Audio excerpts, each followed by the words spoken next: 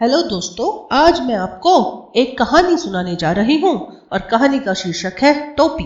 इस कहानी को कक्षा 8 के लिए हिंदी की पाठ्य पुस्तक वसंत भाग 3 से लिया गया है। तो आइए सुनते हैं कहानी। एक थी गौरैया और एक था गवरा, दोनों एक दूजे के परम संगी। जहाँ जाते जब भी जाते साथ ही जाते, साथ हंसते साथ ही रोते, एक साथ खाते पीते और एक साथ सोते। भिन्न सार होते ही खेतों से निकल पड़ते, दाना चुगने और झुटपुटा होते ही खेतों में आ घुसते।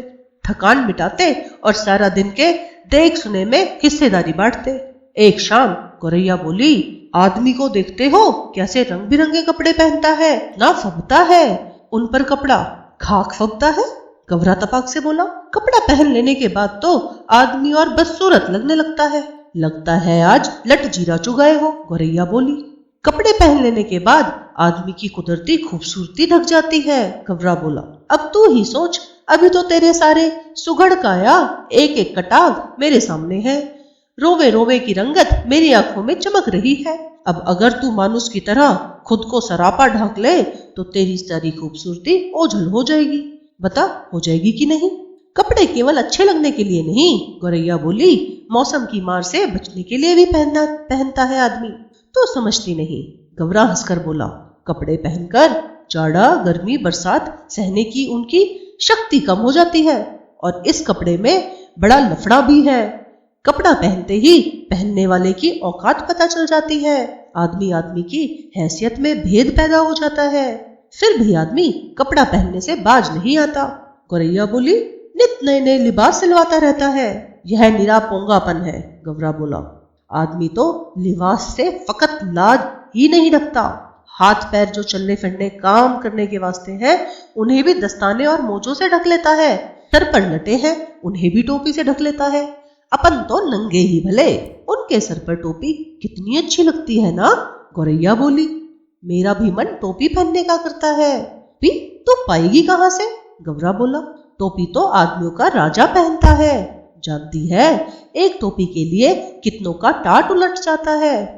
जरा सी चूक हुई नहीं कि टोपी उछलते देर नहीं लगती। अपनी टोपी सलामत रहे इसी चक्कर में कितनों को टोपी पहनानी पड़ती है। मेरी मान तू इस चक्कर में पड़ ही मत।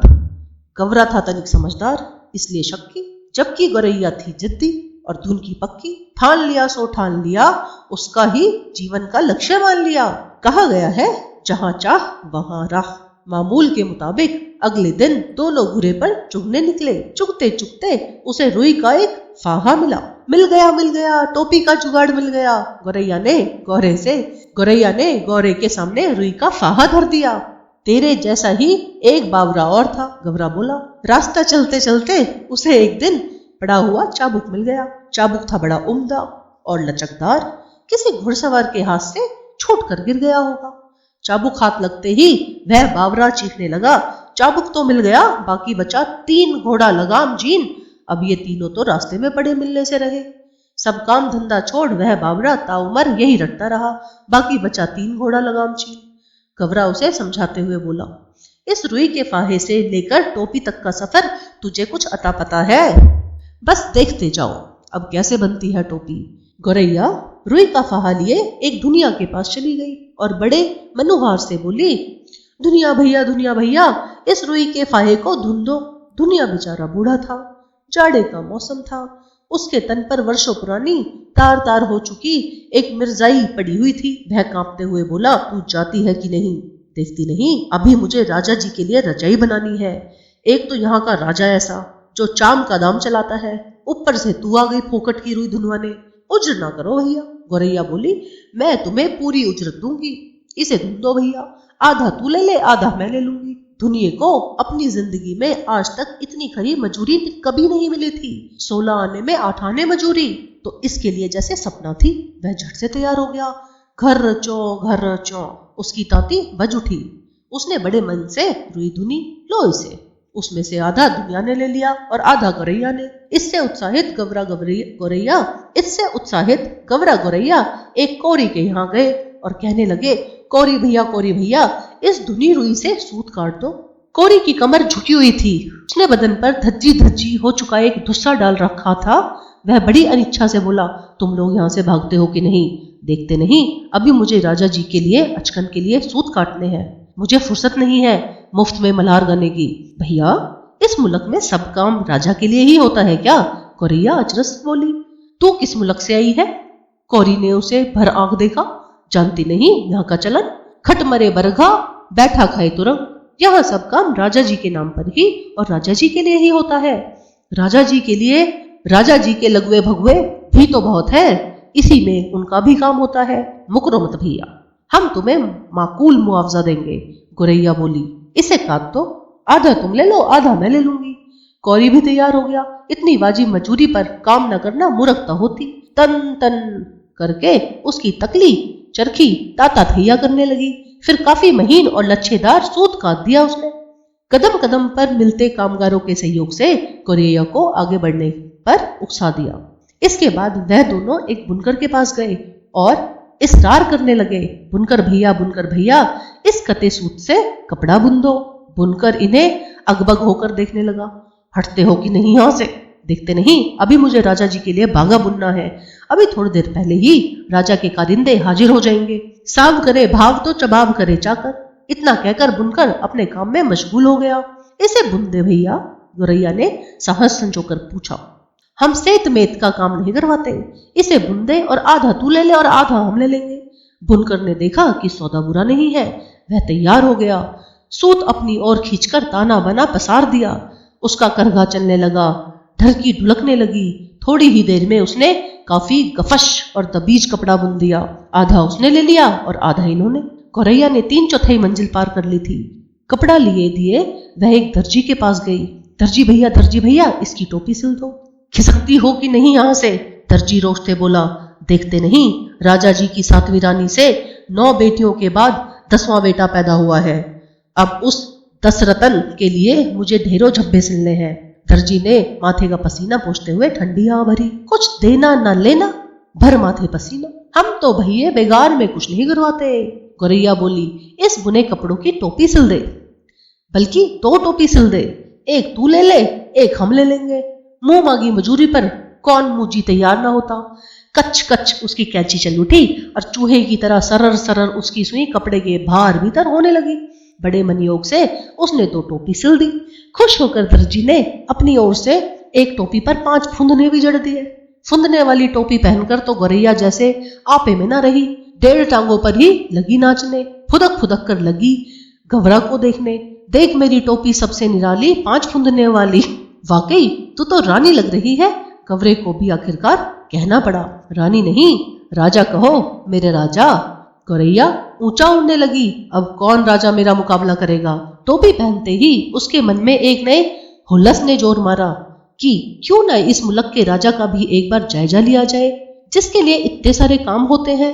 उड़ते उड़ते वह राजा के महल के कंगूरे पर जा बैठ। उसी वक्त राजा अपने चौबारे पर थैलुओं से खुली धूप में फुलेल की मालिश करवा रहा था। राजा उस वक्त अधनंगा बदन और नंगे सर था।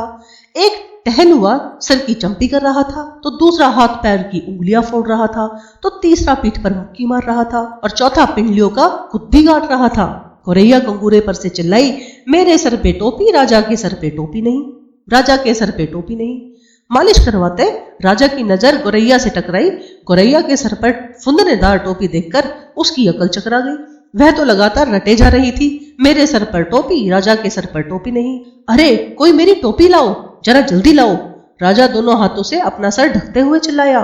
टोपी आ गई। राजा ने झट पहन भी ली।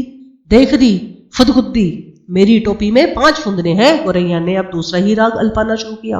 राजा की टोपी में 1 नहीं, मेरी टोपी में 5 फुंदने, राजा की टोपी में फुंदने नहीं।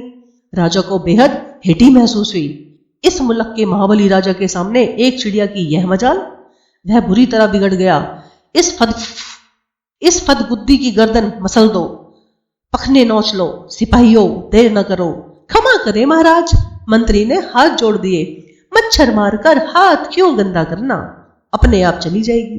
तब राजा सिपाहियों से बोला, यह ऐसे नहीं मानेगी, इसकी टोपी छीन ले आओ, उसे मैं पैरों से ठोकर मारूंगा।